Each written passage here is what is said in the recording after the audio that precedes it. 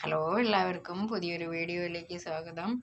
ഇന്ന് നമുക്ക് കുറച്ച് അരി വറുത്തെടുക്കാം. അതിനായിട്ട് ഒരു നുള്ളുപ്പും കൂടെ ചേർത്തിട്ട് അരി നന്നായിട്ട് കഴുകിയെടുക്കണം. ഉപ്പ് ചേർത്ത് നന്നായിട്ടൊന്ന് കുഴച്ച് വെക്കുക.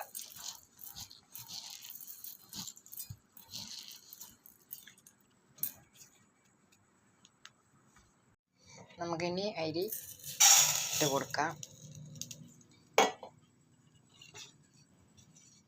പണ്ടുള്ള കാലത്തൊക്കെ അരി വറുത്തിട്ടാണ് ചായക്ക് കട്ടനൊക്കെ കൂട്ടിയിട്ട് കഴിക്കുക. 4 മണിയാവുന്ന സമയത്ത്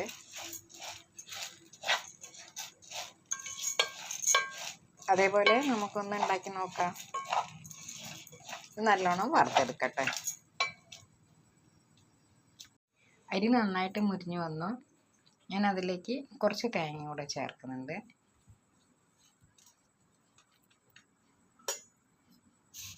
ഇത് ചായയുടെ കൂടെ കട്ടൻ്റെ കൂടെയൊക്കെ ചൂടോടെ ചായ കുടിക്കുന്ന സമയത്ത് അതിൻ്റെ കൂടെ കഴിക്കാൻ നല്ലതാണ്. പഞ്ചസാരയും ശർക്കരയും വേണമെങ്കിൽ ചേർത്താൽ മതി. നല്ലൊരു കോമ്പിനേഷനാണ്.